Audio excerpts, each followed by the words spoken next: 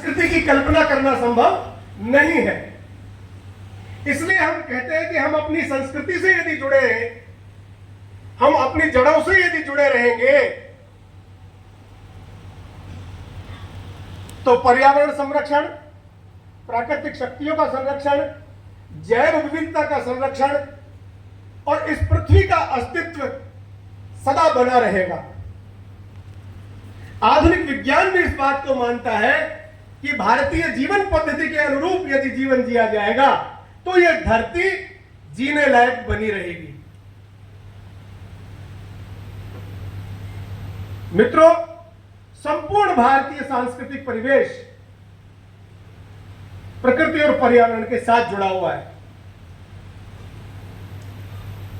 हम 4 आश्रमों की कल्पना करते हैं: ब्रह्मचर्य आश्रम, गृहस्थ आश्रम, वानप्रस्थ आश्रम और संन्यास आश्रम।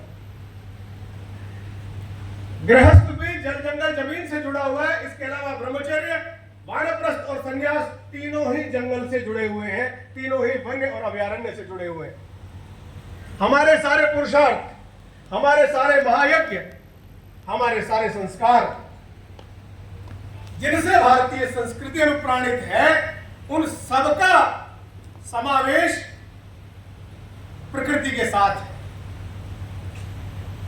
आज चतुर्दशी तिथि है, कल अमावस्या है, और आप जानते हैं, जो हमारे ग्रामीण भाई बहन है वो सब जानते हैं, कल वट सावित्री अमावस्या है। और कल पूरा भारत, जो भारतीय संस्कृति में आस्थावान है, वो बड़ के पेड़ की पूजा करेगा। क्या किसी ने ग्रामीण भारतीय परिवेश में बड़ को काटते हुए देखा है? किसी ने नहीं देखा। लगाते हुए देखा है। वैराग्य का वृक्ष है बड़, शिव जी का वृक्ष है बड़।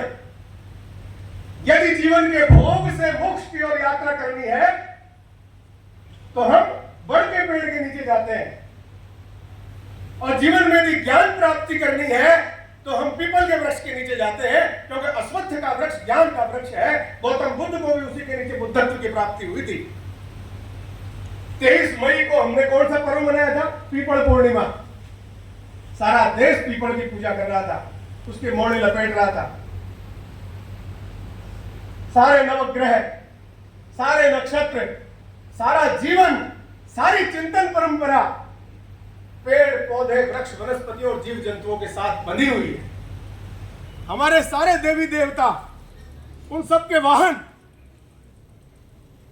सब प्रकृति, पर्यावरण और इस जैव विविधता के साथ समाविष्ट है।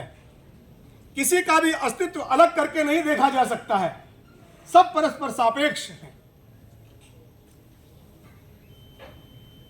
पर्यावरण दिवस मनाने की आवश्यकता तब पड़ी जब भारत में भारतीय संस्कृति के आधारों को नष्ट किया गया। आप पेड़ काटना बंद कर दीजिए, पेड़ तो अपने आप ही उगते हैं। हम उगाने जाते हैं क्या?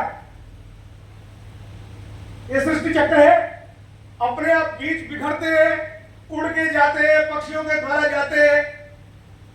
आपको पता है, आइवरी कोस्ट में, मॉरिशस में जो लोग गए जानते होंगे सर, एक पेड़ है, उसकी प्रजाति समाप्त हो गई। मैं गया था, मैंने देखा है वहां पर। जब ब्रिटिश कॉलोनी, वहां पुर्तगालीज कॉलोनी थी, तो जहाज बनाने के लिए जिस आइवरी जो लकड़ी वहां थी, उस लकड़ी को काटा गया और उसका एक्सपोर्ट किया गया। बाद में पूरी कोशिश कर ली गई उस जंगल को दोबारा बनाया जा सके, लेकिन वो जंगल दोबारा नहीं बनाया जा सका। क्यों? क्योंकि अंग्रेजों ने उस पक्षी को, डोडो नाम का पक्षी था, उस पक्षी को मार के खाना शुरू कर दिया।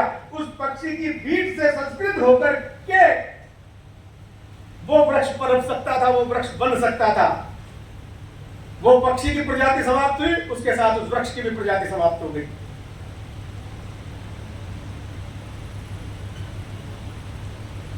रेलवे पुल और पटरियों के पास पेड़ खड़े हो जाते, कौन सिंचाई करने जा रहा है? अपने आप ही बढ़ रहे।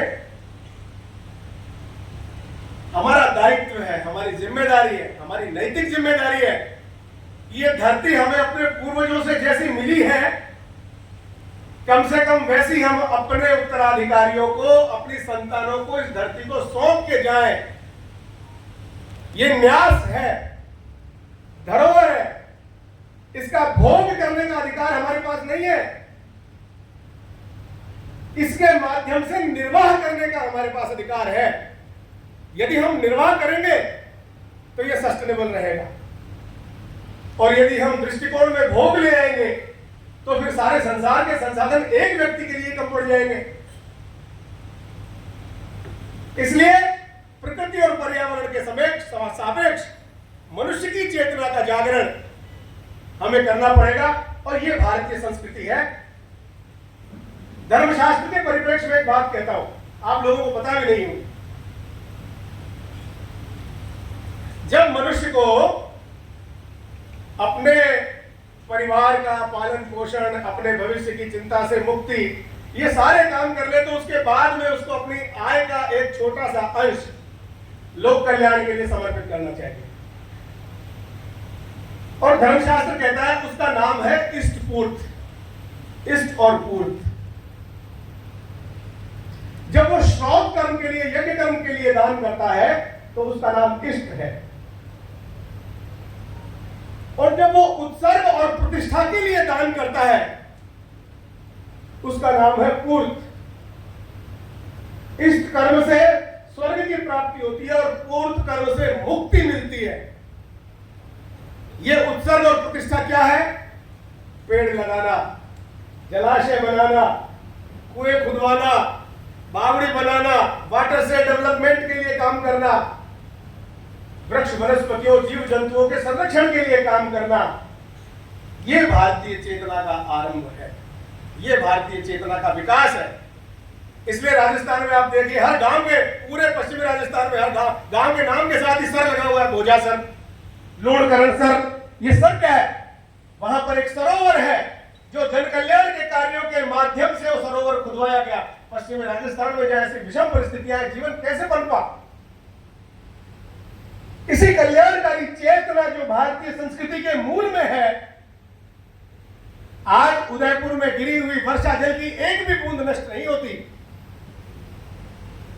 जितना ओवरफ्लो वाटर होता है वो सारा जलाशयों के माध्यम से संरक्षित रहता है। सतत विकास की मौलिक चेतना भारतीय संस्कृति से अनुप्राणित होती है।